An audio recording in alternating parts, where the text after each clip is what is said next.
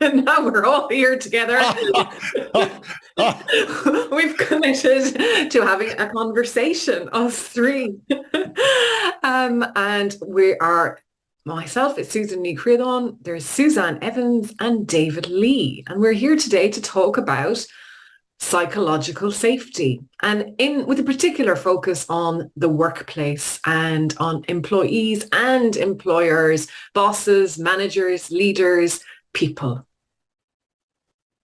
Yes, and actually this conversation came about because we've been speaking separately about various things, haven't we? And thinking about how the world of work and how the world generally has changed post-COVID, and lots of conversations that we've been having as individuals and professionally with people who are looking to change the way they live and the way that they work based on what they've learned over the last couple of years. And actually, it seems like a really good opportunity to do that. So I'm wondering, for each of you in your various work and personal experiences, what sort of things have you been hearing about what people are looking to do and what organisations are looking to do?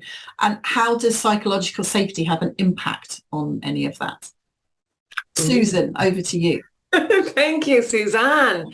So I suppose I would think that, and psychological safety has an impact on everything. And first of all, if we just take the whole concept of people trying to figure out whether or not we bring people back into the office all together to work together, or whether we work from home, or whether there's a hybrid arrangement and all of that, if in the first instance no one feels safe to say what they would like, different whether or not it's offered. But, if everybody says we need to be in the office 2 days a week, and actually for me, that doesn't work. I can't do that. I can't commit to it for whatever reason. Is it okay for me to ask my employer or to make that case that it doesn't suit me, that I don't want to be in those 2 days because, I don't know, whatever reason? But do I feel comfortable just voicing that opinion and bringing it up? And if I do, am I being listened to? And I think in an organization, there tends to be often, let's make it a policy or let's make it a process. And it might work for 80% of the people all of the time, but there's always people that are outlying. And do they have a voice? And is that voice listened to? And because as an employer, it's not good enough, I think, to say, well, this is just the way we're going to do it, or this is how we do things around here. Because for me, that, yes, of course, we need to try and get some sort of equilibrium or back to normal or whatever you want to call it. But it's it's not good enough anymore to say this is how things work. Yeah. That's what I would say. And that's more from my opinion than the people I've been talking to, I think. But I do hear people trying to puzzle out, how do we get this right? Yeah, and I think that's a really interesting point, that the easy answer is just to do a policy or do a process. That's the easy answer. The right thing to do, as you're saying, is to have conversations about all of this stuff and to be prepared to be flexible for individuals. But that's seen as harder and more time consuming. And so that's why individuals and organisations don't do it, I think. Absolutely. What do you think, David? What are you seeing on the other side of the pond? Yeah. So, boy, there are a couple of great things that both of you were saying that I want to kind of play off of. One of the things, so Susan, when you said about the do we want to go back to the workplace or not, I think not only the issue of do I dare say what I really want is so important, but also I really believe that people's experience of how psychologically safe, or just even say like how healthy the culture is, has a huge impact on whether they want to go back or not. They've experienced with the remote working of like not having to deal so much with toxic coworkers or psychologically unsafe interactions.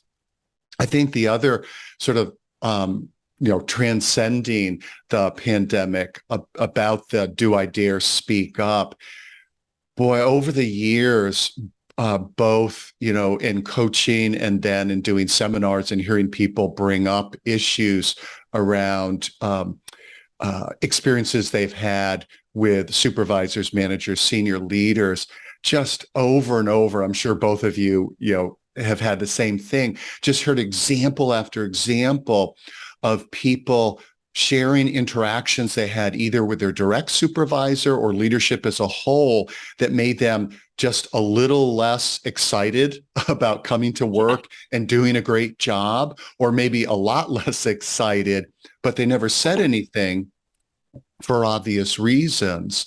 And so instead, they just did, as the popular term now is the quiet quitting, or they literally quit. And so that need for people being skilled at creating psychological safety is, I think that, if not the most important skill that's lacking, it's, top three, in my opinion. What about you, Susanne? So I think similar to you guys, really, that there's this real tension at the moment, I think, between some organisations just wanting to get back to normal. And what they mean by normal is how the world was prior to 2020.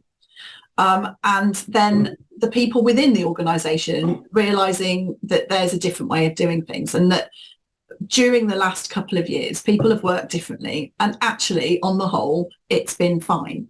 And everyone's managed to get their work done, and it's been okay. For people who are office-based, of course, for lots of other people, the world has continued as it ever was. And I think that for some organisations, there's this real tension about wanting people to be at their desks, but not really knowing why, and not knowing why they want to ask people to do that. It's because it's seen as the normal thing to do. And actually, for a lot of employees, that might not necessarily be possible anymore for lots of reasons. There was a whole structure around people's lives that they created to enable themselves to be in an office 5 days a week. And that could be childcare, it could be pet care, it could be all sorts of things. And now a lot of that has disappeared. So it's not people being awkward, not wanting to come back into the office. It's actually they can't, because the world has changed and their world has changed. But where it's falling over and where it's not working is where that conversation doesn't happen. So some organisations I'm working with are amazing, and they have a view, but they're very flexible, and they're prepared to be flexible with people based on their own circumstances. But the ones that are not doing it well are the ones that, exactly as you said, Susan, earlier, have the policy, and it's go with that policy or nothing. And there's no space for nuance. There's no space for, and I keep saying conversation, but actually just talk about this stuff. But then isn't that true of so many issues in organisations, that it's just because people don't speak to each other and they don't listen to the other side? And that, for me, is at the root. If we're talking about psychological safety, that is at the root of it, is a willingness on all sides to be open and to listen.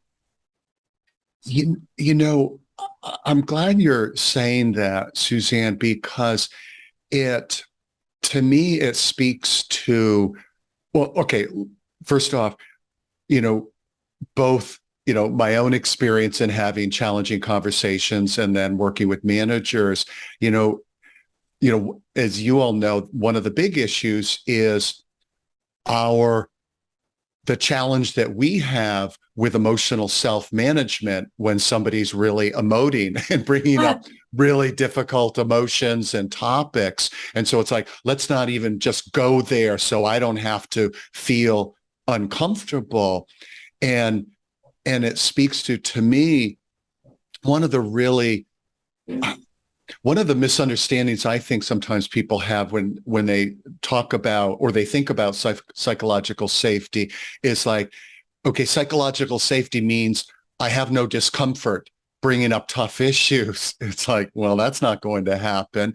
And part of psychological safety is recognizing that by definition, talking about difficult issues is difficult, so it's going to be uncomfortable.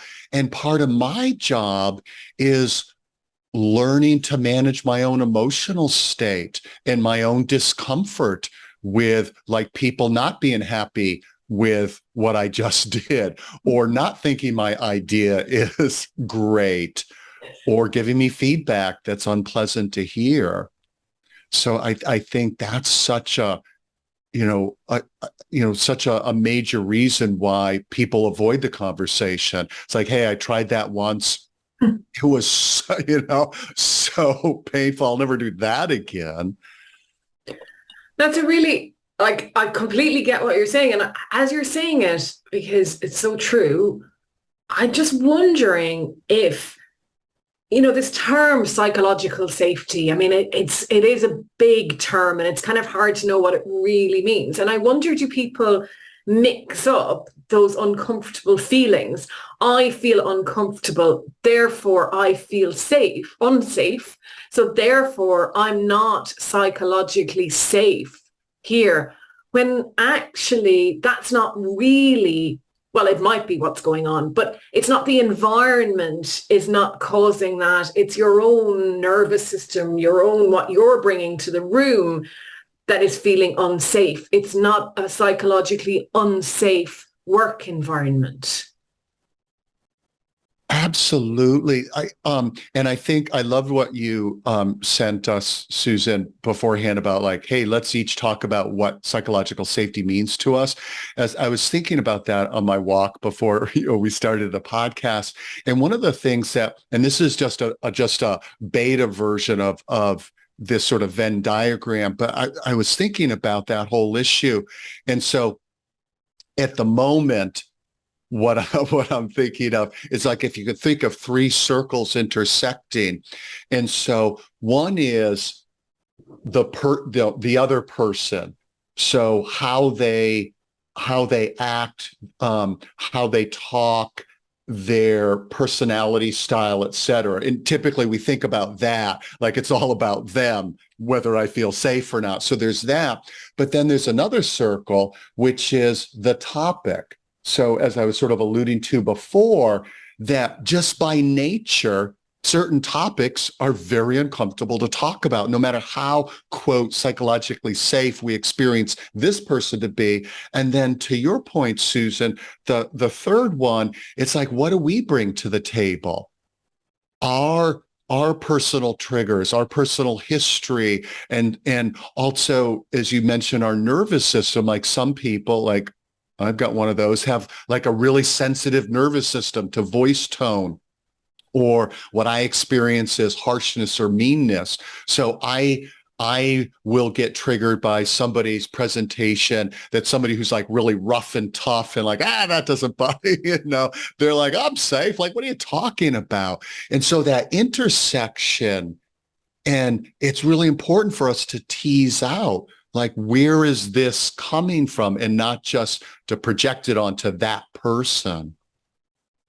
And that's really interesting, I think, because I do wonder whether the concept of psychological safety has got a bit confused, because it is a complicated term, right? And I think it's perhaps people think it creates an environment where, as exactly as you said, David, no one ever feels uncomfortable. Well, that doesn't exist in the world. And so for me, it's about creating an environment where people feel able to speak up, people feel that they can be listened to, but people also feel okay with there being conflict and there being discomfort and there being challenge and uncomfortable conversations. I hate the word difficult conversations because it just makes me think it gives people an excuse not to do it because it's difficult, uncomfortable. And that's okay. And that we, in a psychologically safe environment, that can happen. But it can be acknowledged and it can be worked through. And for me, if an organisation or a team is truly psychologically safe, it has the ability to deal with all of that uncomfortableness and all the messiness that goes on in organisations, but can do it in a grown-up way. I love the way you say a grown-up way. That's you've probably both heard me get on my hobby horse about this before, but we're all grown-ups. We need to treat each other like grown-ups, and we need to talk to each other like grown-ups, and then that's the way forward in so many of these things. Yeah, and we need to embody it because I think Yeah. that's what you were doing there. You were like putting yourself higher in your seat even as the grown-up. Yeah. There's many things that I get on my soapbox about, but that is one of them. But it's so true because the other thing, I suppose, it's what you said there, Suzanne, but also what you were saying, David. There's taking responsibility for my own feelings and emotions and regulating myself. I have to deal with several different types of circumstances in any day. There's uncertainty coming at me from every direction. You know, every single day brings new challenges and so on. And I cannot be at work and expect everyone to work like I do and expect everyone to be on the same page as I am. And it's not about me being psychologically safe. I mean, it is, but it's more than that. It's about what you said there, Suzanne, the team behaving like grown-ups so that we can actually call one another on stuff that's maybe not acceptable, but also feel safe to speak up. And yeah, I think it's noticing that stuff as well. So don't you think a lot of the time everyone, me included, is kind of wandering around on autopilot, and actually we all need time to stop and notice and reflect, and if there was more of that going on in organizations, then there would be more time to see, to realize that people are coming at this from a different place. You know, everyone's had a different start to their day, everyone's had a different experience getting into work that morning, and we need to be aware of that and cognizant of that, and know that everyone brings their whole self. And for me, that's the other thing about psychological safety. You bring your whole self into work, warts and all, and everyone has to be okay with that. Yeah, two things. And I have a little different take with the everyone has to be okay with that. And I sort of like, if I can connect it with what Susan said, you said about calling people out. I think, again, one of the, my opinion, mistaken beliefs about psychological safety is, quote, judgment-free zone. And I think there's a difference between, like, you know, calling Sally out on her not keeping her commitment to her deliverable for this project, or Jim for dominating the meeting. There's a difference between doing that in a kindly way and making Sally and Jim wrong as human beings and having that scoldy vibe. Yeah, I think that's a real distinction that's, to me, is really important. Yeah, so I'm curious what you two think about that. I absolutely agree. I think it's I suppose it goes back to my thing about grown up again. You know, so often when things go wrong in organizations, it's because the relationship and the interactions, it takes people back to feeling like being told off and being a child.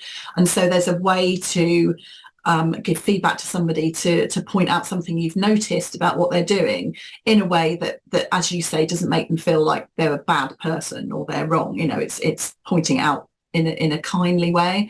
And I think that's the key, isn't it? It's doing things with good intention, and trying to treat people like you would want to be treated. I think that's my mantra with all of these things. Think about if it was you, and then imagine how you would want to be spoken to in that circumstance. And I mean, definitely no scoldy vibe. That's a great term. I'm going to add that to a model somewhere. I'm going to use that going forward. But I think, you know, if I think back to a team where I definitely had a team I worked with and there was absolute psychological safety. Now, if you were outside of our team and you heard the way we spoke to each other at times, you might go, oh my God, those people don't get on with one another. But we were so safe with one another and so ourselves, and bringing ourselves to work, that our banter could possibly to an outsider sound like a scoldy vibe. But it wasn't. It was a humorous vibe. It was a let's kind of sort this out here and now vibe, because we were safe enough with each other that that it was okay, and we watched out for each other. We knew where the line was, and we were not going to cross that line.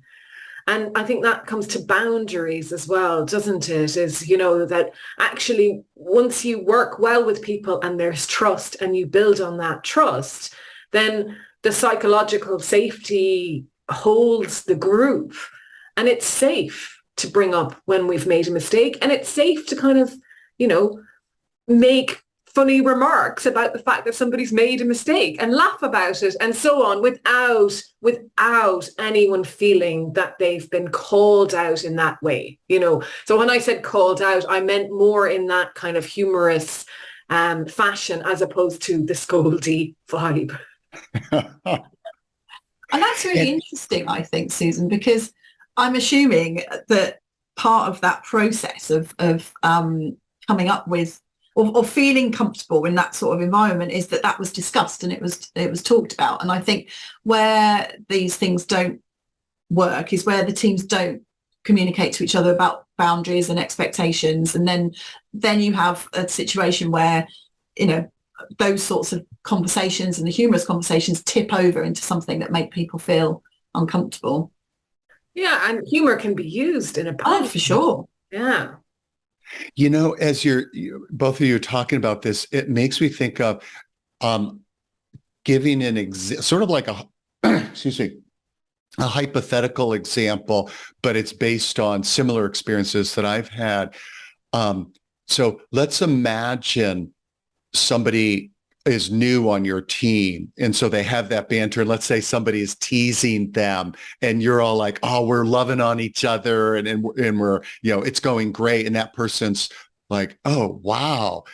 And so to me, like, an example of psychological safety and it sort of in action is, and actually just quick context, it's funny sometimes when I hear people who either grew up in the UK and come to the States, or live for a while in the UK, come to the States, they'll say how people in the States oftentimes don't get the UK banter. Like, they take it seriously and like, oh, you're in my face and everything. It's like, no, so imagine it's somebody from the US, and they're like, oh my God, they're coming at me and this is mean. So to me, like, a psychologically safe team, and so the scenario is, let's say the US person who's now working on your team being brave enough to speak up and question, like, or to say, like, wow, that felt like a real put down of my idea. Was that your intent? So even though they're like I'm the odd one out here, they're brave enough to say it and share their experience, but not, wag the finger.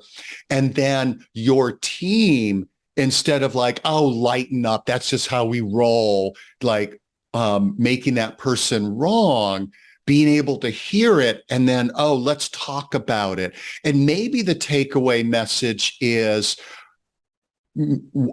option A, like, okay, maybe we'll dial it back with the US person until they kind of get with the program, or I should say, or let's say the US person, like, okay, I need to stretch and grow here and learn how to, like, I get it that their heart's in the right place and this is fun.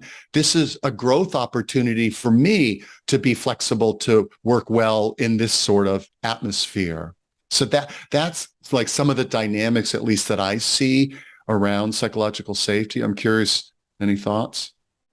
So I would say with that it's kind of like, when you're a kid at home and, and you're growing up and the guest is coming for dinner and you're all told to be on your best behavior as you welcome the stranger into your house, or your aunt or whoever it is. And before, after a while and everybody warms up, then it's okay to go back to how we were. So I think it's horses for courses. And I do think cross-culturally, and I've worked in a lot of cross-culturally teams, we have to be really, really mindful of what works and what doesn't work. And the team should be strong enough, because I think that's the whole point. The team have that strength of character to actually change how they interact with another to make sure that everyone feels included.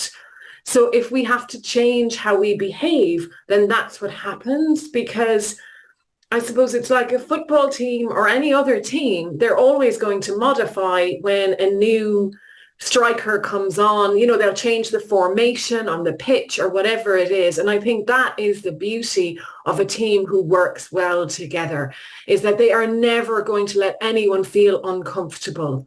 That is not, other than some conversations are going to be uncomfortable, but they're never going to let somebody suffer needlessly. And I would certainly hope that that is the case myself.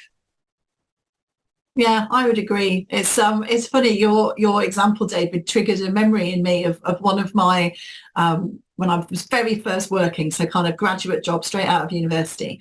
And I joined a particular team in this organization, and I was like the lowest of the low. I basically spent my time doing photocopying and, carrying other people's briefcases around. And I'd done like loads of photocopying. How hard could that be? And I went off and presented this pile of stuff to kind of the senior person in the team, and he took one look at it and he threw it on the floor and then started jumping up and down on this work that I'd done, shouting at me that I'd put the staples in the wrong way, so that they should have been on a slant and I put them on straight. And everyone was laughing, and the rest of the team thought this was the most hilarious thing that they'd ever seen. And I can remember just standing there thinking, first of all, what the hell is happening here?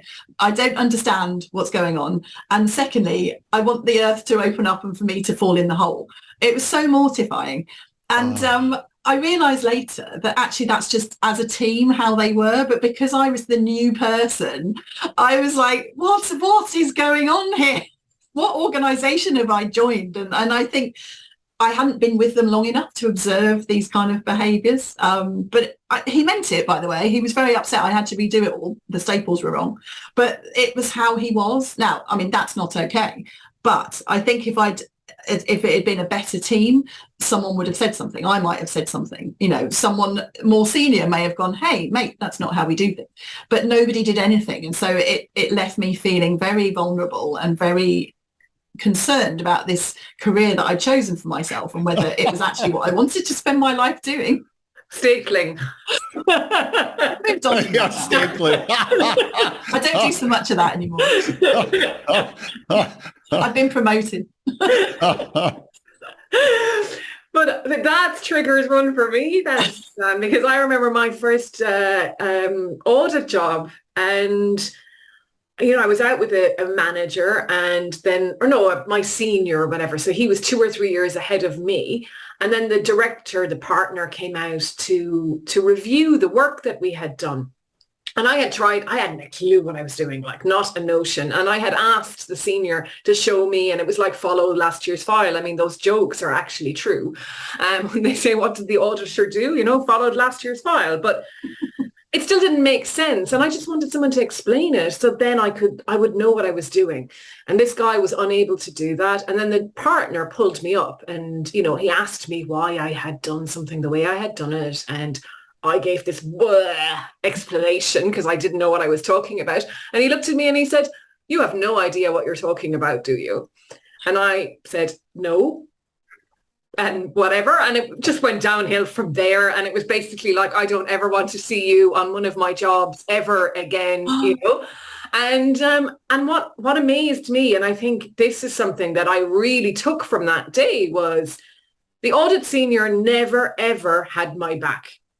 He was the boss. He was my line manager. He was in charge. And I swore on that day that I would never let anyone in my charge feel the way I felt in that moment, that I would never allow that to happen. And I always stood between, the more junior members of my team and whoever was the kind of, the partner or whatever. And that was not a psychologically safe environment at all to be in. Nobody was treating another person like a human being. I think that's what it comes down to often, isn't it? It's just about treating all of us as humans. So I absolutely agree. The question I continually ask myself, though, is why do organisations not do this stuff? Because it's clearly important. It's important in terms of keeping people, for recruitment, for retention, for productivity, engagement, etc., etc. But so why is it not happening all the time? I've got a few thoughts. I thought you Yeah, probably would. oh man, there are just so many neat, like, loose threads going on. So Suzanne, when you talked about the importance of noticing and reflecting on, and for me, when I do programs on constructive conversations, really, I would say my major focus is like, I don't feel like I'm super skilled at, like, if somebody reacts in a really difficult way, how to, like, come up with a quick response. I like, I'll say I have delayed intelligence. The responses come later, hours or days, not in the moment. So that's not my strong suit. But my strong suit, I believe, at least, is encouraging people to look at, how do you show up, and how can you create psychological safety as much as possible for others? And it gets back to something that, well, both Susan and Suzanne mentioned about the behaviors of the people in power. Is one of the little quotes or mantras that I believe in, that I think in part and is part of your really important question, Suzanne, about how come this stuff doesn't happen, is power often brings immunity from feedback, but not reality. And so you think about when people are in positions of power, or they have a real powerful personality, they don't get a lot of feedback around, like, that was really rude, or I didn't really appreciate that. And so there's this illusion that there's no consequence to behaving badly. Yet we know there's huge consequence. You just see the global low engagement levels, and all the stories we've heard over the years of people leaving because of mistreatment, et cetera. And so so there's the effect of power. And I also wonder, so here's one of my little theories from back in my being a therapist days. And also the research on cults is one of the reasons why one of the things that happens in cults are also like fraternity hazings, is that self-justification to resolve cognitive dissonance. Like, this must be a really valuable organization to be part of, given I tolerated all this mistreatment to be part of it. Like, there's lots of psychological research that shows that strengthens commitment. And so one of the things that one of my little theories over the years is, especially the real alpha personalities who tend to rise to the top, the only way for them to not have real cognitive dissonance over all the ways they were verbally abused and bullied is to convince themselves that, hey, that's just the way it is, and shut down emotionally, so they're not constantly resentful for how they've been treated. And so now they're shut down in their dealings with other people, and they've justified that type of behavior. So like the ridiculous behavior, the guy stomping on the report, any adult thinking that's appropriate. Like, what kind of bizarre world have you created in your mind to justify that? But we all know of iconic leaders, Steve Jobs, for instance, like, who behave badly. And that's just like, oh, they're just a genius, and that's just who they are. So I'm curious, like, what your theories are about, like, why that why behavior that doesn't create psychological safety is so prevalent.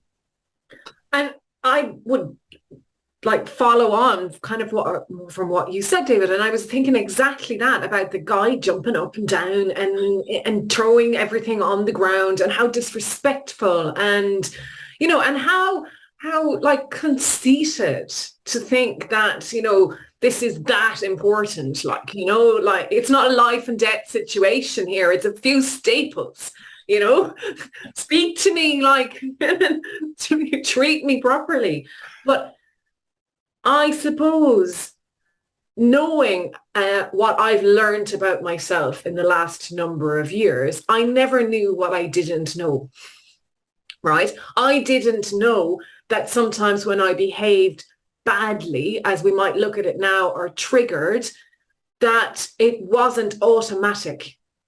Even the fact that I would often cry in a meeting, not because I felt unsafe or anything, but this was a conditioned response I had to being frustrated. And once I learned different things about myself and how I could regulate my own behavior and be responsible for my own behavior, it wasn't them that made me cry. I made myself cry in reaction to what was going on. And you know, if you extrapolate that out to every single behavior that goes on a day-to-day, we all have these conditioned tendencies or conditioned responses that we've adapted and made part of who we are in our, probably from childhood, most likely from childhood, in our response to a situation. And then that is how we respond or react. And we don't necessarily know that we have any autonomy or any, I don't know what the word, but we don't realize that we have control over it, maybe. That like agency? Thank you. Agency is a great word. That actually, if I take responsibility for this, I can do something about it. And instead, we say, David annoyed me. Susanne got the staples wrong. Oh my God. You know, and it's that kind of thing. So it's very easy to push it all out. And then my behavior, like you said, self-justification. And I think you don't even need power for that. You can be at any level in the organization to justify your behavior. And we don't know what we don't know. So if you don't know, you can do something about it. How do you know? I think that's a really important point. That you know, there's a big gap, isn't there, sometimes in people's understanding of how much control they have over their reaction to things.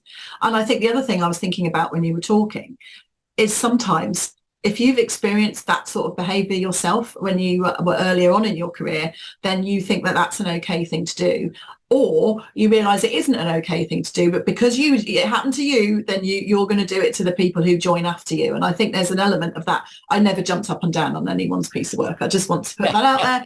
And I couldn't care less about staples, but you know, I do think there's an element of that. It's like it's part of the process. It's character building, etc., etc. And I think it's breaking some of those traditions and some of those behaviors. And I think we've talked before about courageousness and courageous conversations, but I do think this is where courageous conversations are really needed, which is where in an organisation there are examples of this sort of unsafe environment, psychologically unsafe, then somebody needs to start having those conversations about, you know, this is not how we treat people and we want to do things differently. Let's start talking about what that might look like. And maybe this is a great place to transition to, like, what are some of our recommendations? What are some of the things that we do to have those conversations, as well as to, foster psychological safety as we bring up issues? I think that's an excellent idea. I think for me, I'll go first. It is about, and I've talked about reflection already, but I think it's about creating a space for that in organisations all the time. So, you know, a lot of the work I do is around big change projects that are going in place, and they're so forward focused often and process driven and project plan, etc., etc. And there's no time to stop and think, how is this going? Are we working the way we want to be working? Are we achieving what we want to achieve? So I think in every team, for every individual, in every organisation, there needs to be time during every day to reflect. And it's really difficult because we've got to a point where people are stuck on Zoom calls all day long, and that's not good. It's not good individually. It's not good for the organisation. So I think it's about creating space for reflection, creating space for conversation. And in the world that we live in now, where people are working hybridly, that's even more challenging.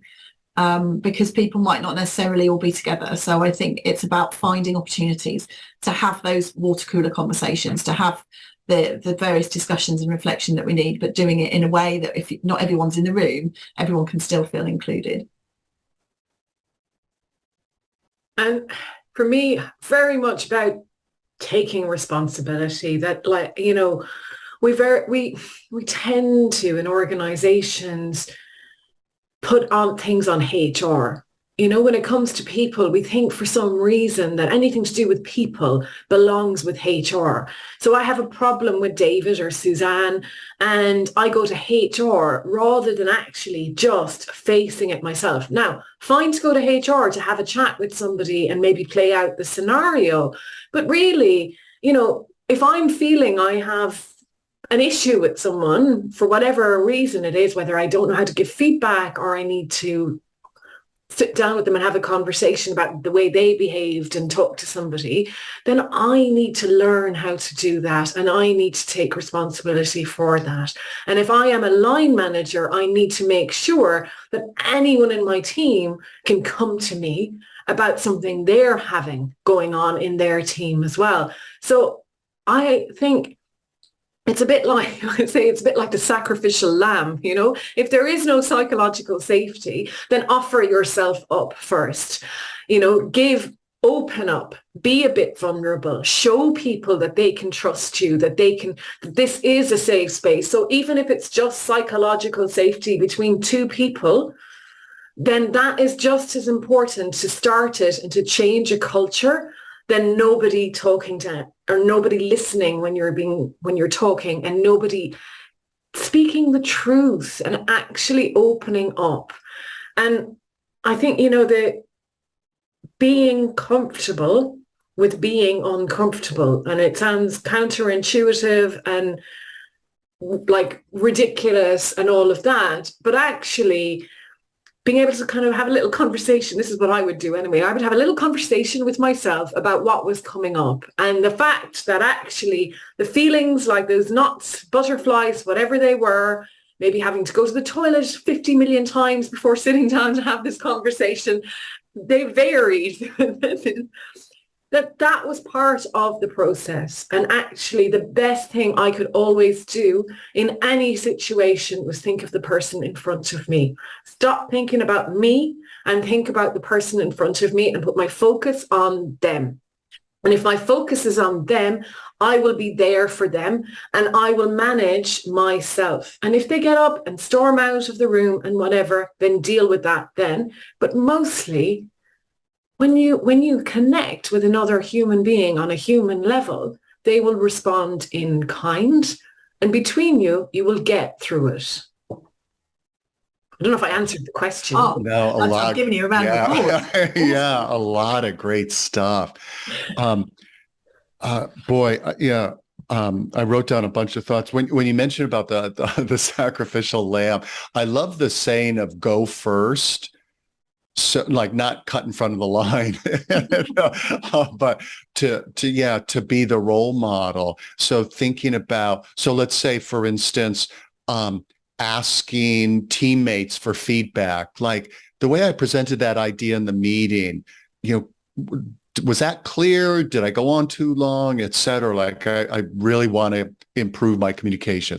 Let's say something like that. When I led a training team in an insurance company, and when I came on board, I said to the team, my little speech, trying to create psychological safety before I knew it was a term. I said something like, obviously my job is to bring out the best in you. And if I'm not doing that, I'm not doing a good job. So if I'm doing anything that makes it hard for you to do your job or makes it unpleasant, please let me know. And also, even though I'd never do it on purpose, since I'm imperfect, if I say something that hurts your feelings or bugs you, please let me know. So just like to put it right out there. And obviously they didn't immediately start giving me feedback. They're like, oh yeah, right, I'm going to do that. They've been in the work world long enough to not, bite that hook. But I would check in with them and, demonstrate through my behavior that I was really serious about it. I think another hopefully practical tip, and actually I like unwittingly used this when I asked, I wondered if it would be good for us to transition into, is that sort of like low key way of presenting an idea versus you think about people who say their point of view in a really like bossy, overpowering, this is what we need to do next. Like that's not very inviting of, other opinions, et cetera. So that more low key way of like, so especially let's say the leader of a team, what do you think about such and such versus this is the direction I think we should go. Anybody disagree? Something like that. Another point when Susan, you were mentioning about like it begins with us, like, and then I think Susanne talked about the childhood stuff too, is a friend of mine, Fran, I love something that she says, and I still, continue to work on this, is I'm not going to require other people to be a certain way for me to be at peace internally. And isn't that awesome? So shout out Fran Leoto. And so when somebody acts in a way that I find irritating or off-putting, or I'm like, quote, feel psychologically safe, it's a two-way situation. It's, I think, okay, what do I need to do so they can be that way? And maybe I still challenge them on it, but they're not running my emotional state. They're not running my nervous system. That's my responsibility. So that, and then I'll just throw out one more. So, I mean, and that's like a lifelong practice for some of us. And I'll just do one other, hopefully practical tip that I try to pay attention to. If I do have to bring up a topic that's sensitive or feedback that's not going to be fun to hear, I really try to modulate my voice. So I know the message itself will be hard, and how can I like soften my voice so it's not a double whammy of a like intense tone of voice or irritated tone of voice along with a hard to hear message. So like softening the voice tone. So those are a few things that I think of. I think they're all really excellent points. I was thinking when you were speaking, David, about broaching difficult subjects. And I think for me, the other thing I've learned over the years is to be really clear about if there's something difficult that needs to be talked about. The temptation for us all is to get all waffly and because we don't want to say it. So we just keep waffling round and round, and the person then leaves the conversation thinking, well, I don't really know what that was about. And so I think it is about kind of planning, for thinking about it in advance. I definitely agree in terms of tone of voice and situation and where you choose to do it. So think all that through in advance. Think about how, if it, going back to the point I made right at the beginning, if it was me and I was having to be told this thing, how would I want to be told it? And then try and do it in that way. But then also be prepared for it not to go to plan. Because people react. And I think for me, one of the big reasons why people choose not to be open and to invite questions and to invite inquiry is they're afraid of the emotion, and they're afraid that someone will cry or someone will get angry. So I think be prepared for that. and also be prepared for things to go wrong. As you said, David, we're all human. We all make mistakes. And I've said stuff in meetings before which didn't land well, and I should have said it differently. And then I think it's about going, yeah, you know what? You're right. I could have said that better. Let me just take a pause. Let me think about what I want to say, and then I will say it in a better way. And I think, it's okay to do that. You're not a machine, you're not a robot, you're a human, and you can get things wrong, and you just apologize and then you move on. And I think it's having a plan, but then be prepared to be flexible. Absolutely. And I'm just going to build slightly on that as well, because I think the other thing is allow for silence. Yes. So when you do deliver something, if it's bad news you're giving somebody, and that's a difficult conversation to have, especially if you're letting someone go, firing them or whatever, let it land. Give the person the space. Because what I've found is people will ask that question over and over again, but why? Or tell me again what I did or whatever. And I think it's not hurrying that process along, but being there and responding to what that person wants, which I suppose is that, you've called it have that plan, but be ready to kind of deviate from the plan. It's being okay with what's unknown, being okay with what's going to come up in conversation and responding to that, not keeping to your agenda. Go, I have to get this point across and I wish they'd shut up now because I need to get to my next meeting. It's like actually respond to the person in front of you. And, you probably have to say very little, actually, usually in those conversations as well, because the other person will do the talking, and you keep to what you said, Susanne, the clarity. Keep it really, really clear what you need to say and no waffle. Yeah, I agree. So someone said to me once about facilitating that you should plan tight but hang loose. So you have a plan, but then you kind of go with it on the day and see where it goes. Absolutely. So if somebody listening to all of us or watching us here Indeed would like maybe a resource, they want to know more about what we've been talking about here. Is there a resource around psychological safety to find out more that you would recommend? I'll go first. So one is listening to the talks of Dr. Amy Edmondson. Just awesome talks. And also I wrote a book called Dealing with the Difficult Coworker. Fancy that. And a big part of it is all around like, how do you, what Susanne was saying, how do you prepare ahead of time so your message is clear, non-antagonistic, and you create an inviting message? Brilliant. Susanne? I would agree. I think anything, obviously David's book's awesome, and anything that Amy Edmondson does is always brilliant in this area. I think she explains it really well. There's a book, but also she's written loads of articles. So I think for me, that's where I'd always point people, and to use that as a respected author in the field rather than going too much into the kind of cod psychology of psychological safety. Let's go straight to the horse's mouth with it. Yeah, and I would absolutely agree. I think the TEDx talks or the TED Talks that Amy Edmondson does are fantastic.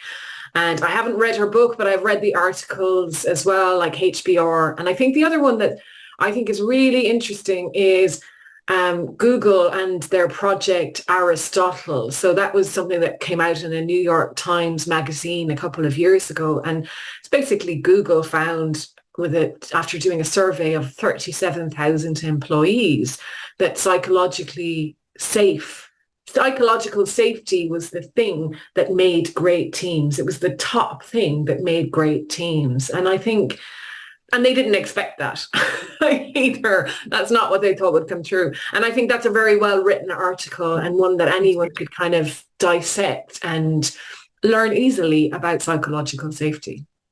And it's It's a great article also for listeners or viewers who want to introduce that topic in their organization because it's such a credible company, research project, et cetera. One, and I know we're winding up here, but one quick little interesting backstory with Google is I remember when Google first started, how the two founders, because they were not necessarily like super emotionally intelligent, skillful people, their idea for fostering innovation was provoke intense conflict in their teams.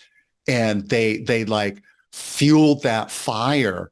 And then as the years went on and they got a little more wisdom, they realized like, oh, maybe that isn't like being super confrontational, it isn't necessarily the best, way to foster innovation. It's interesting that they came around to the psychological safety point of view in the end. It just shows you there's space for everyone to move into the psychological safety space. Exactly. And I think the key there as well is, and we've said this throughout, I think anyway, but conflict itself isn't bad. It's how it's handled and it's the environment it's in. And you can have conflict and disagreement to your heart's content in a psychologically safe environment.